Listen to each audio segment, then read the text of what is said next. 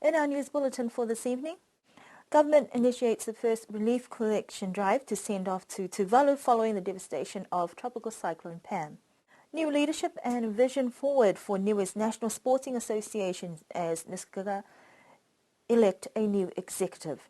Niue High Court's in session this week with a majority of land cases and appeals. The Ekalisia Kerisiano Niue's annual Ahome program raises over $40,000. This week, government has initiated a relief response assistance for Tuvalu with an announcement calling for contributions to be collected and prepared for shipment. Tuvalu was one of the islands affected by Cyclone Pam just over a week ago. Niue has close affiliations to Tuvalu with a strong community presence who are currently living here on the island. A shipping container has been organized for people to contribute any unused clothing, assorted household items, canned foods and non-perishables starting tomorrow until the 30th of March. The collection point will be at Sir Robert's Wharf behind the Customs Cargo Shed in Alofi, where the Ministry of Social Services staff will be there to receive donations. The aim is to have the container shipped off on the next boat. In addition, the local community have also rallied together to organize a fundraising bingo on the 10th of April. Government has yet to decide what further assistance will be gathered for Vanuatu and other islands affected by this disaster. Niue's National Sporting Federation has voted in a new executive committee to drive sports developments forward for the next 4 years.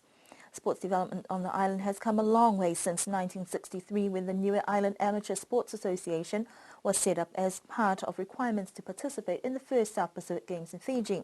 In 1999, the organization was renamed as Nisanok to be eligible for membership onto the International Olympic Committee.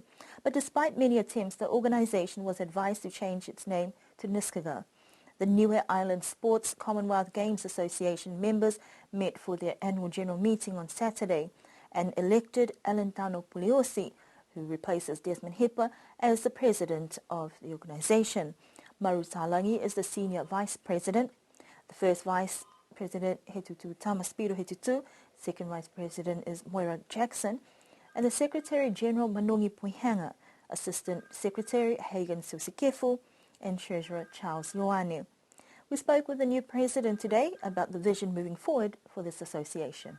My vision moving forward is to tap more on elite athletes, because I'm still an athlete myself, and I know the difficulties, the hardship we went through to train, fundraise, eat properly, rest properly before I go out to compete. The second vision I have, I'm still dreaming of that sports and recreation center.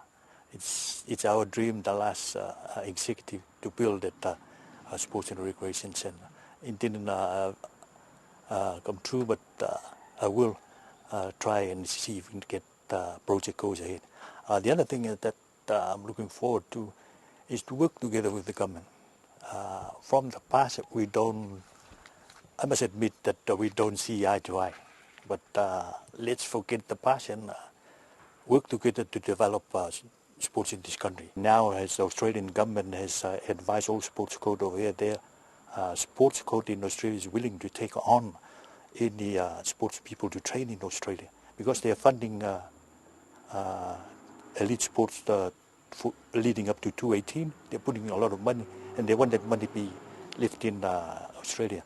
So we'll do our preparation, train here, and we'll identify those elite that we'll send out for coaches and training out there.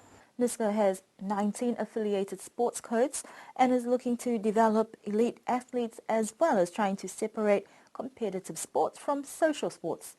Mr. Puliosi says that some of the challenges that lay ahead will see an increase in competition. The Pacific Games Council has passed a resolution that will allow Australia and New Zealand to compete in the Pacific Games. In addition, athletes will also need to meet international qualifying standards to compete in the Commonwealth Games. A lack of resources has also meant that in the past, most athletes have had to pay their own way to compete. Mr. Puliosi says that management needs to lead by example, and there also needs to be a change in order for further growth in the sporting arena. We need to change the mentality of our people here. They like Everything was given to them on a silver plate. They don't struggle. That's one of the things I notice amongst our people. They like waiting, giving to them, rather than try and get out of that situation they are and do something. It's up to a sports coach to go out there and do the hard work. Sports codes and athletes will need to work hard, especially with the Pacific Games in July and the next Commonwealth Games in 2018. Mr. Pelosi says that NISCA cannot go alone and they will need to strengthen and build partnerships with government, athletes and sports codes. Courts are in session this week with a packed schedule, mainly dealing with land matters. The newer land court, presided by Judge Wilson Isaac at the newer Public Service Building, has a long list of cases ranging from the confirmation of leases, changes of leveki, partitioning of land appointments, and determination of titles. For some travelling from overseas, the land courts can often mean a lengthy process that may not necessarily have an outcome in one sitting. The Land Court of Appeal trials have been held at the Millennium Hall and required a panel of 3 judges to hear cases. According to the court schedule, these proceedings should conclude on Wednesday, but this will also be dependent on the cases presented. All court proceedings will need to be completed by Saturday before the judges depart the island. Last Saturday, the congregations of the Ecclesia Christiana Niue held their annual Ahome program at the Millennium Hall. The different congregations from around the island gathered to take part in this event that was based on the theme, "Fortunate are those who are united with God," and songs were composed in the traditional Tame style, combining culture and religion. According to the president of Ecclesia Niue, Reverend Aifulia Pomale, he was happy with the turnout on the day and the unity displayed despite the many responsibilities and things happening on the day. This year's gathering raised more than $40,000 that will go towards developments within the church, and the day concluded on a high note with hopes of better things next year.